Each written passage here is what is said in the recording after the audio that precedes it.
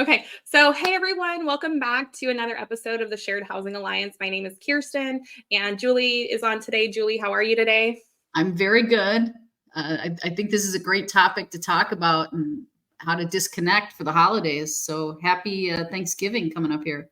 Yes, happy Thanksgiving to everyone. Let's talk about a practical tip to disconnect during the holidays, specifically for real estate investors or people who just absolutely love their work, but they also have other things and they want to have some work-life balance. So, Julie, do you have any tips that you would give to people to disconnect? Yeah, my biggest tip is to turn off notifications. I think on average, I read about a week or so ago, I was actually dealing with this with a business friend of mine, that you get 63 and a half to like 70 notifications per day on your phone. And then those people that have small business like us with real estate and stuff, we're bombarded with like the squirrel. We have to look, we have to see what's going on, we have to, so yeah, that would be my biggest and best advice, would be to turn off your notifications. I like it. I like it a lot. And in the shared housing space, I don't know that you would get more notifications. However, I do notice that when you're dealing with the at-risk population, if you give them the ability to communicate with you, they might not understand that, like, the boundaries, as far as just because you're having a tough day, that's not something that you need to email to the foundation or to your landlord. Maybe that's something you discuss with your friend. That's not really a complaint. There's nothing actionable with that type of information, right? And so my tip, though, would be to get a second cell phone. And you can get those, right now during the holidays, there might be some deals. And the reason that I think this is very practical and worth doing is because it used to be that we would go into the office and we would do our work. Let's say if you were a banker and you could, so if you're a private money lender now or a real estate agent, if you had an office, you might have a desk phone or a work cell phone or something. Now with COVID, post-COVID, and people giving out their work number or their home cells, just their cells. So anyways, that's what I did. I actually do have a broken cell phone and I'm fine with that. It does nothing but take calls and make calls. I can't email on it. I can't take photos on it. I can't YouTube or do anything. And I've only given out the number to 4 people. So my oldest son, my husband, and 2 of my best friends. And that way, when I turn off my other cell phone that I've had for 25 years, that was a personal cell phone turned business, of course, over 25 years, I just know that I can still call out, right? Because I can go to the park and I can use this cell phone if there's an emergency. And I have found that it's hugely beneficial over the last 2 months. So I'm happy that we, picked up a second line, and I have a broken cell phone that basically forces me not to check my email or deal with business when I don't want to. And that's interesting, because for people that, like I was for a bit there helping a friend out and was carrying 2 cell phones around, and it was easy for me to separate the 2 cell phones. But the other suggestion I had for people that don't have a second phone is to delete some of those apps for the time being. Just offload them so that you can't check your email from work.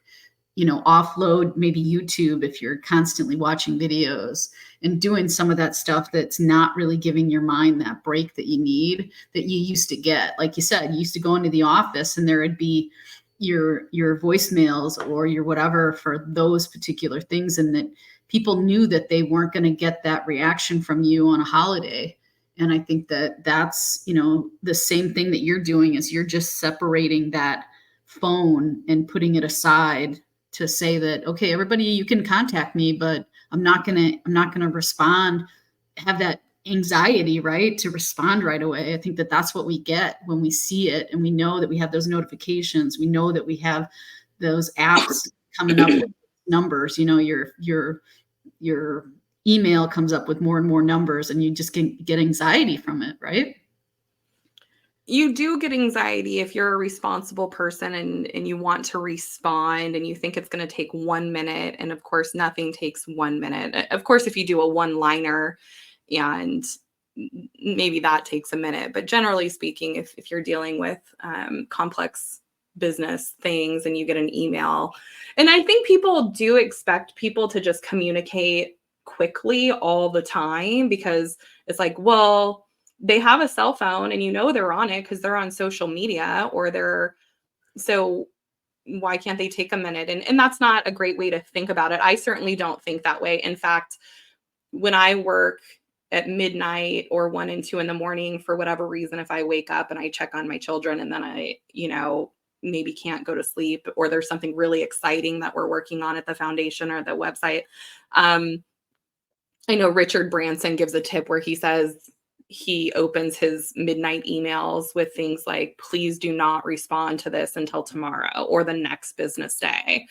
And it's not to be pushy or directive. It's maybe to just let them know, like, you don't need to feel the necessity on a Saturday morning to respond to my email. Just because I'm working doesn't mean that you have to. But I think people, they do like to work, right? If they love their work. And that's where it becomes a conflict. If your family is feeling, especially if your husband has an office, which my husband does, and he has always kept his private cell private. He does not give out that number to anything work related.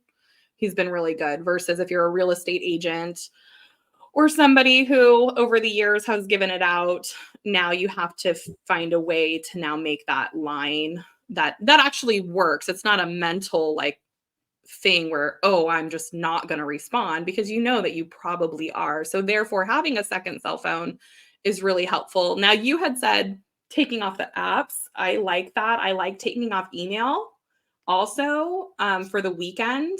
So that way you actually uninstall your emails from your personal cell phone if you don't want to buy a second cell phone. That way you have to go through the trouble of putting in your passwords again.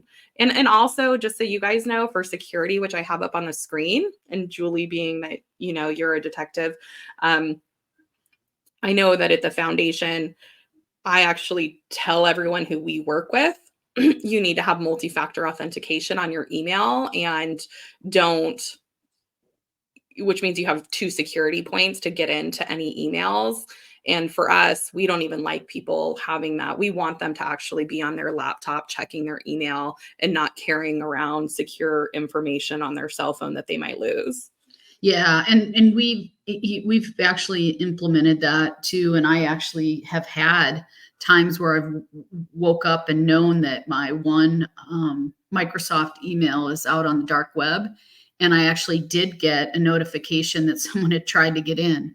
So it just, yeah, it makes you feel better too, that if you gotta, you gotta have that one phone that maybe offloading that and stuff it isn't going to be all the time, but it's going to give you that break that you need once in a while. So I know it's kind of, weird, but yeah, having those extra security things on that second phone too is something nice, that you're not carrying around information that you shouldn't be. Yeah. And let's talk real quick about the cons of having a second cell phone, just because it came up here in this article. So the increased expense, the inconvenience, electricity consumption, confusion, and customer service. Having a second cell phone, as the user, this is not an issue for me because I didn't put emails or put anything on it, right? My phone intentionally only does incoming calls and outgoing calls. And it only has 4 contacts on it. So it's really simple, just like I want it to be. Now, being a business owner who previously had a pest control company and giving out cell phones, work phones, so that way people don't commingle business with their personal life, that can be very expensive from a business perspective. But I do think that that's the cost of business in a lot of cases, or I having them. think it's the cost of your sanity, though. It's come down to that, because there is a lot more stuff that's immediate information. There's a lot more ability to, have information at your fingertips. And I think that having that separation is worth all that stuff that you're talking about. Is the peace of mind in your mind is priceless. And for your kids, think about your kids and your loved ones. It's so easy to watch the YouTubes and, all these streaming services and get sucked into whatever social media over the holidays when really your kids are just dying for your attention. Yep, you're absolutely right. So let's have a good holiday then, and let's concentrate on turning this video off, right? And like and subscribe. Come back next week and listen to our next topic. Sounds good. Have a great holiday. We'll talk to you all later. Bye-bye.